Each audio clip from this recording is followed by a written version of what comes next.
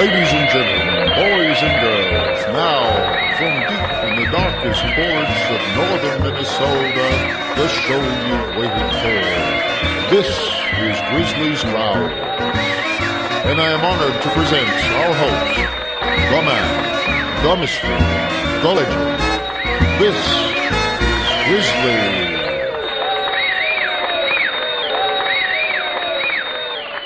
Hello again. Oh boy, we're still in chapter 2 of On Liberty, and I broke it up into 4 parts because it's a massive chapter. It's basically the whole body of the book, or most of the body of the book in that one chapter. And it is incredibly long. But I'll tell you what, this piece is kind of cool. I say as a Democrat and as a liberal, because it refutes some of the fundamental arguments for conservatism and for republicanism. The idea that, well, we should just have our best and brightest know how things work, because after all, regular people don't have to know any of those things. And I'm going to let him provide his responses to that, which are just freaking brilliant. Like I say, I'm sure by modern standards, I suppose he'd be considered a conservative, perhaps kind of reactionary, if he were brought just in a blink of an eye from his time to ours. But the arguments still live and are still fresh and are still right on point. So enjoy Chapter 2, Part 3. Talk to you in a bit, a couple of days, I'm thinking. Episode 4.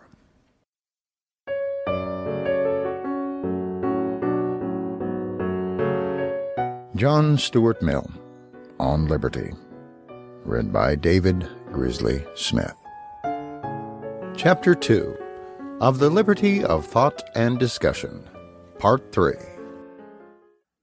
To abate the force of these considerations, an enemy of free discussion may be supposed to say that there is no necessity for mankind in general to know and understand all that can be said against or for their opinions by philosophers and theologians, that it is not needful for common men to be able to expose all the misstatements or fallacies of an ingenious opponent, that it is enough if there is always somebody capable of answering them, so that nothing likely to mislead uninstructed persons remains unrefuted, that simple minds, having been taught the obvious grounds of the truths inculcated on them, may trust to authority for the rest, and being aware that they have neither knowledge nor talent to resolve every difficulty which can be raised, may repose in the assurance that all those which have been raised have been or can be answered by those who are specially trained to the task. Conceding to this view of the subject the utmost that can be claimed for it by those most easily satisfied with the amount of understanding of truth which ought to accompany the belief of it, even so, the argument for free discussion is no way weakened. For even this doctrine acknowledges that mankind ought to have a rational assurance that all objections have been satisfactorily answered. And how are they to be answered if that which requires to be answered is not spoken? Or how can the answer be known to be satisfactory if the objectors have no opportunity of showing that it is unsatisfactory? If not the public, at least the philosophers and theologians who are to resolve the difficulties must make themselves familiar with those difficulties in their most puzzling form, and this cannot be accomplished unless they are freely stated and placed in the most advantageous light which they admit of. Now, the Catholic Church has its own way of dealing with this embarrassing problem. It makes a broad separation between those who can be permitted to receive its doctrines on conviction and those who must accept them on trust.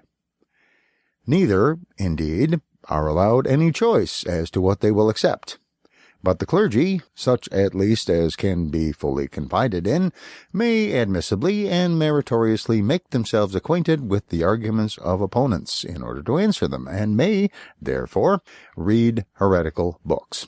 The laity, not unless by special permission, hard to be obtained.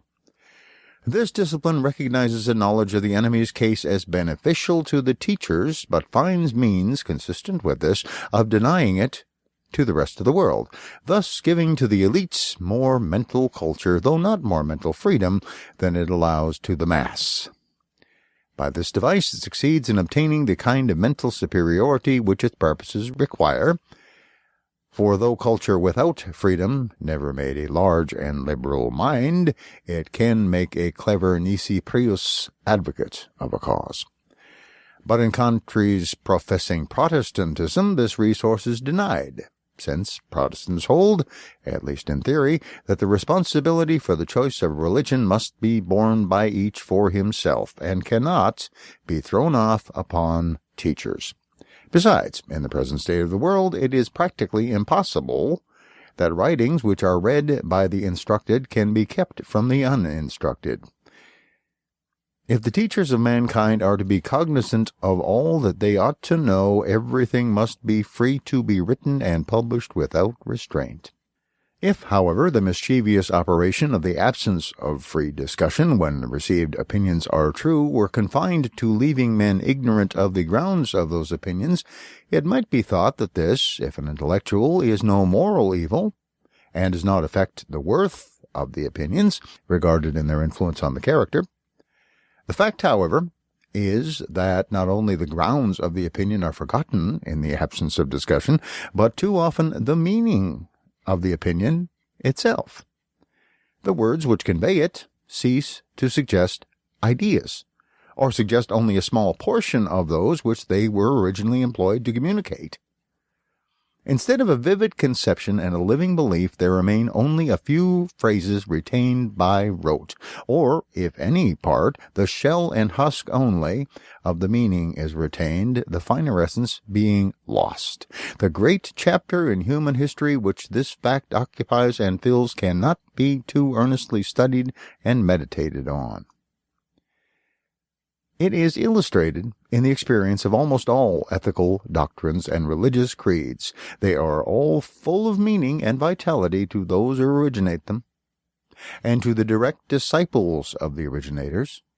Their meaning continues to be felt in undiminished strength, and is perhaps brought out into even fuller consciousness, so long as the struggle lasts to give the doctrine or creed an ascendancy over other creeds.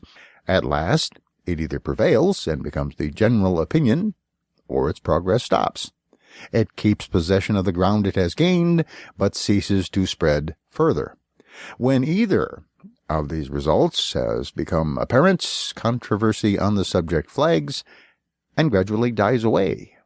The doctrine has taken its place, if not as a received opinion, as one of the admitted sects or divisions of opinion. Those who hold it have generally inherited, not adopted it, and conversion from one of these doctrines to another, being now an exceptional fact, occupies little place in the thoughts of their professors. Instead of being, as at first, constantly on the alert either to defend themselves against the world, or to bring the world over to them, they have subsided into acquiescence, and neither listen, when they can help it, to arguments against their creed, nor trouble dissentients, if there be such, with arguments in its favor. From this time may usually be dated the decline in the living power of the doctrine. We often hear the teachers of all creeds lamenting the difficulty of keeping up in the minds of believers a lively apprehension of the truth which they nominally recognize, so that it may penetrate the feelings and acquire a real mastery over the conduct. No such difficulty is complained of while the creed is still fighting for its existence. Even the weaker combatants then know and feel what they are fighting for, and the difference between it and other doctrines. And in that period of every creed's existence, not a few persons may be found who have realized its fundamental principles in all the forms of thought, have weighed and considered them in all their important bearings, have experienced the full effect on the character which belief in that creed ought to produce in a mind thoroughly imbued with it. But when it has become a hereditary creed, and to be received passively, not actively, when the mind is no longer compelled in the same degree as at first to exercise its vital powers on the questions which its belief presents to it, there is a progressive tendency to forget all of the belief except the formularies, or to give it a dull and torpid assent, as if accepting it on trust dispensed with the necessity of realizing it in consciousness, or testing it by personal experience, until it almost ceases to connect itself at all with the inner life of the human being. Then are seen the cases so frequent in this age of the world as almost to form the majority, in which the creed remains, as it were, outside the mind, encrusting and petrifying it against all other influences addressed to the higher parts of our nature, manifesting its power by not suffering any fresh and living conviction to get in, but itself doing nothing for the mind or heart, except standing sentinel over them to keep them vacant. To what an extent doctrines intrinsically fitted to make the deepest impression upon the mind may retain in it as dead beliefs without being ever realized in the imagination, the feelings or the understanding is exemplified by the manner in which the majority of believers hold the doctrines of Christianity. By Christianity I here mean what is accounted such by all churches and sects, the maxims and precepts contained in the New Testament. These are considered sacred and accepted as laws by all professing Christians. Yet it is scarcely too much to say that not one Christian in 1,000 guides or tests his individual conduct by reference to those laws. The standard to which he does refer it is the custom of his nation, his class, or his religious profession. He has thus, on the one hand, a collection of ethical maxims, which he believes to have been vouchsafed to him by infallible wisdom as rules for his government, and on the other, a set of everyday judgments and practices which go a certain length with some of those maxims, not so great a length with others, and stand in direct opposition to some, and are, on the whole, a compromise between the Christian creed and the interests and suggestions of worldly life. To the first of these standards he gives his homage, to the other his real allegiance. All Christians believe that the blessed are the poor and humble, and those who are ill-used by the world, that it is easier for a camel to pass through the eye of a needle than for a rich man to enter the kingdom of heaven, that they should judge not, lest they be judged, that they should swear not at all, that they should love their neighbor as themselves, that if one take their cloak, they should give them their coat also, that they should take no thought for the morrow, that if they would be perfect, they should sell all that they have and give it to the poor. They're not insincere when they say they believe these things. They do believe them, as people believe what they have always heard lauded and never discussed. But in the sense of that living belief which regulates conduct, they believe these doctrines just up to the point to which it is usual to act upon them. The doctrines in their integrity are serviceable to pelt adversaries with, and it is understood that they are to be put forward when possible as the reasons for whatever people do that they think laudable. But anyone who reminded them that the maxims require an infinity of things which they never even think of doing would gain nothing but to be classed among those very unpopular characters who affect to be better than other people. The doctrines have no hold on ordinary believers, are not a power in their minds. They have a habitual respect for the sound of them, but no feeling which spreads from the words to the things signified, and forces the mind to take them in, and to make them conform to the formula. Whenever conduct is concerned, they look round for Mr. A and B to direct them how far to go in obeying Christ. Now we may be well assured that the case was not thus, but far otherwise with the early Christians. Had it been thus, Christianity never would have expanded from an obscure sect of the despised Hebrews into the religion of the Roman Empire.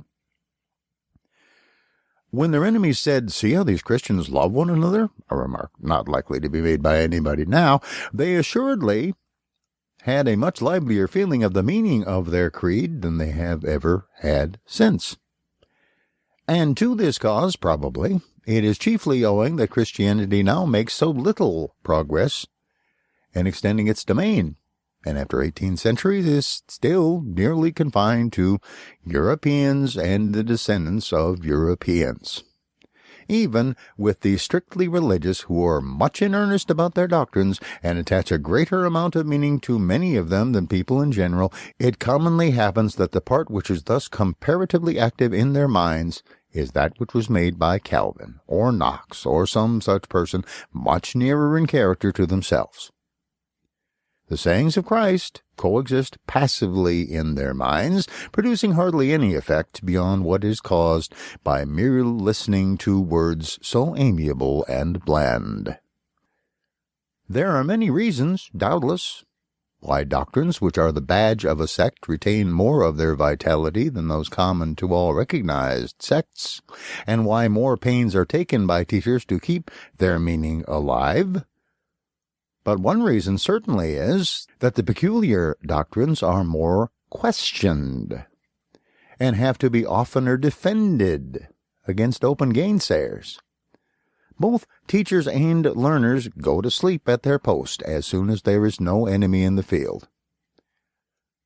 The same thing holds true, generally speaking, of all traditional doctrines, those of prudence and knowledge of life, as well as of morals or religion. All languages and literatures are full of general observations on life, both as to what it is and how to conduct oneself in it. Observations which everybody knows, which everybody repeats or hears with acquiescence, which are received as truisms, yet of which most people first truly learn the meaning when experience, generally of a painful kind, has made it a reality to them. How often, when smarting under some unforeseen misfortune or disappointment, does a person call to mind some proverb or common saying familiar to him all his life, the meaning of which, if he had ever before felt it as he does now, would have saved him from the calamity? There are indeed reasons for this, other than the absence of discussion. There are many truths of which the full meaning cannot be realized until personal experience has brought it home, but much more of the meaning, even of these, would have been understood, and what was understood would have been far more deeply impressed on the mind if the man had been accustomed to hear it argued pro and con by people who did understand it. The fatal tendency of mankind to leave off thinking about a thing when it is no longer doubtful is the cause of half their errors. A contemporary author has well spoken of the deep slumber of a decided opinion. But what, it may be asked, is the absence of unanimity an indispensable condition of true knowledge? Is it necessary that some part of mankind should persist in error to enable any to realize the truth? Does a belief cease to be real and vital as soon as it is generally received, and is a proposition never thoroughly understood and felt unless some doubt of it remains? As soon as mankind have unanimously accepted a truth, does the truth perish within them? The highest aim and best result of improved intelligence, it has hitherto been thought, is to unite mankind more and more in the acknowledgment of all important truths. And does the intelligence only last as long as it has not achieved its object? Do the fruits of conquest perish by the very completeness of victory? I affirm no such thing. As mankind improve, the number of doctrines which are no longer disputed or doubted will be constantly on the increase, and the well-being of mankind may almost be measured by the number and gravity of the truths which have reached the point of being uncontested. The cessation, on one question after another, of serious controversy is one of the necessary incidents of the consolidation of opinion. A consolidation is salutary in the case of true opinions, as it is dangerous and noxious when the opinions are erroneous.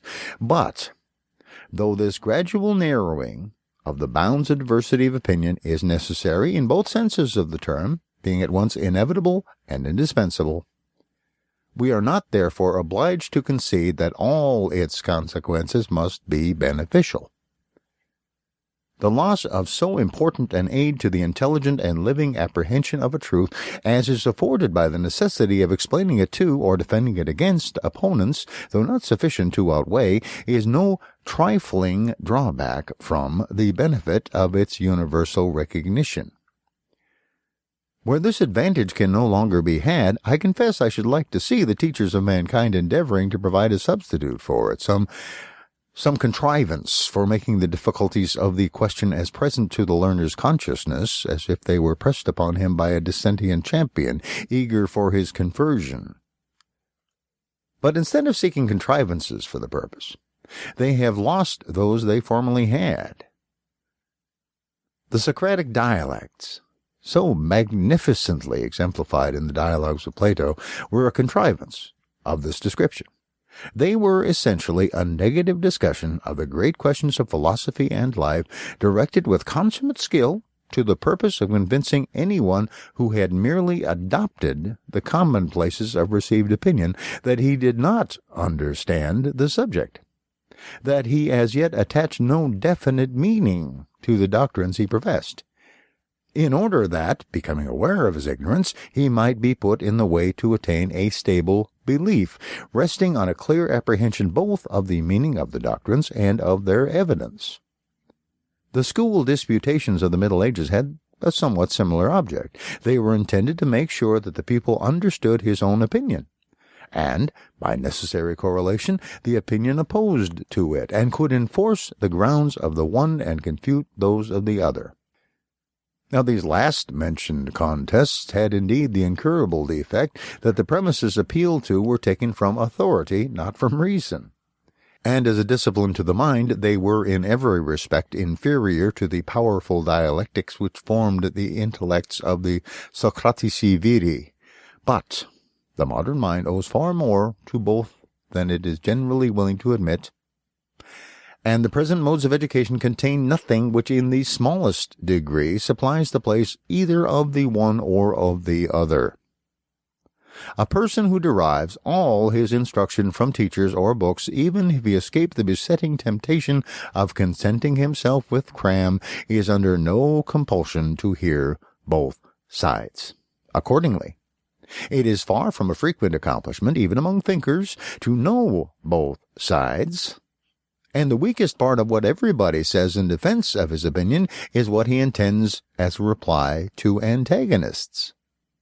It is the fashion of the present time to disparage negative logic, that which points out weaknesses in theory or errors in practice without establishing positive truths.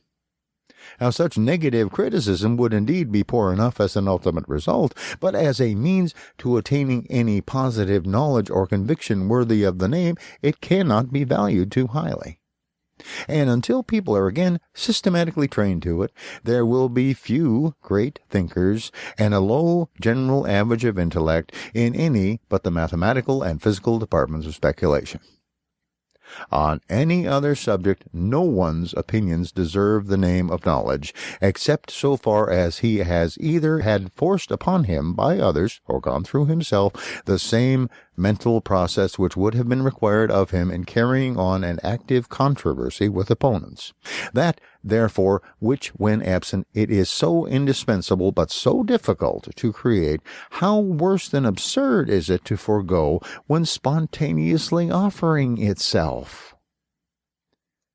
If there are any persons who contest a received opinion, or who will do so, if law or opinion will let them, let us thank them for it, open our minds to listen to them, and rejoice that there is someone to do for us what we otherwise ought, if we have any regard for either the certainty or the vitality of our convictions, to do with much greater labor for ourselves.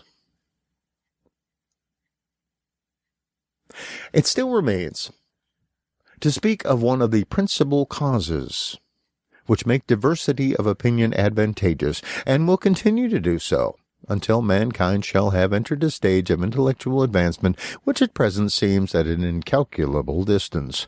We have hitherto considered only two possibilities: that the received opinion may be false, and some other opinion consequently true, or that the received opinion being true, a conflict with the opposite error is essential to a clear apprehension and deep feeling of its truth. But there is a commoner case than either of these, when the conflicting doctrines, instead of being one true and the other false, share the truth between them, and the non-conforming opinion is needed to supply the remainder of the truth, of which the received doctrine embodies only a part. Popular opinions on subjects not palpable to sense are often true, but seldom or never the whole truth.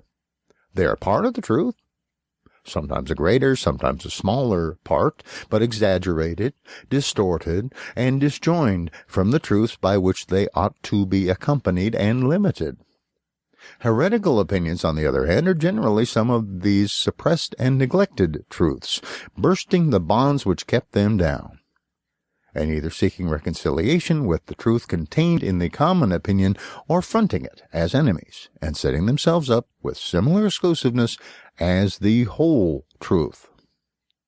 The latter case is hitherto the most frequent, as in the human mind one-sidedness has always been the rule, and many-sidedness the exception. Hence, even in revolutions of opinion, one part of the truth usually sets, while another rises. Even progress, which ought to superadd, for the most part only substitutes one partial and incomplete truth for another. Improvement consisting chiefly in this, that the new fragment of truth is more wanted, more adapted to the needs of the time than that which it displaces. Such being the partial character of prevailing opinions, even when resting on a true foundation, every opinion which embodies somewhat of the portion of truth which the common opinion admits ought to be considered precious, with whatever amount of error and confusion that truth may be blended. No sober judge of human affairs will feel bound to be indignant because those who force on our notice truths which we should otherwise have overlook some of those which we see. Rather, he will think that so long as popular truth is one-sided, it is more desirable than otherwise that unpopular truth should have one-sided asserters too, such being usually the most energetic and the most likely to compel reluctant attention to the fragment of wisdom which they proclaim as if it were the whole. Thus, in the 18th century, when nearly all the instructed and all those of the uninstructed who were led by them were lost in admiration of what is called civilization, and of the marvels of modern science, literature, and philosophy, and while greatly overrating the amount of unlikeness between the men of modern and those of ancient times, indulged a belief that the whole of the difference was in their own favor. With what a salutary shock did the paradoxes of Rousseau explode like bombshells in the midst, dislocating the compact mass of one-sided opinion, and forcing its elements to recombine in a better form, and with additional ingredients. Not that the current opinions were on the whole farther from the truth than Rousseau's were. On the contrary, they were nearer to it. They contained more of positive truth, and very much less of error. Nevertheless, there lay and Rousseau's doctrine, and has loaded down the stream of opinion along with it a considerable amount of exactly those truths which the popular opinion wanted. And these are the deposit which was left behind when the flood subsided. The superior worth of simplicity of life, the enervating and demoralizing effect of the trammels and hypocrisies of artificial society are ideas which have never been entirely absent from cultivated minds since Rousseau wrote, and they will in time produce their due effect, though at present needing to be asserted as much as ever, and to be asserted by deeds, for words on this subject have nearly exhausted their power.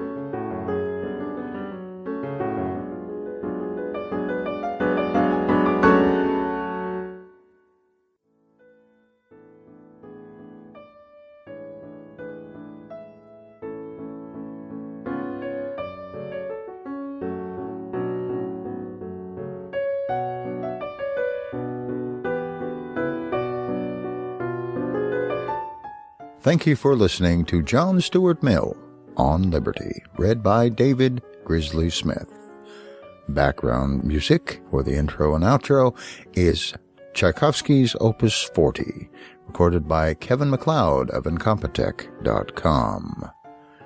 This recording is released under Creative Commons Attribution Non-Commercial No Derivatives 3.0 license. Thank you.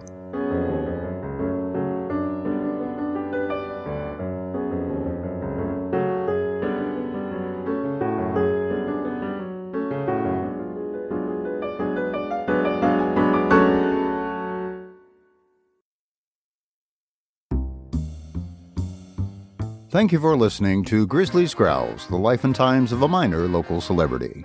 If you like the show, tell your friends. If you don't like the show, tell your enemies. If this podcast lasts more than 4 hours, see your doctor.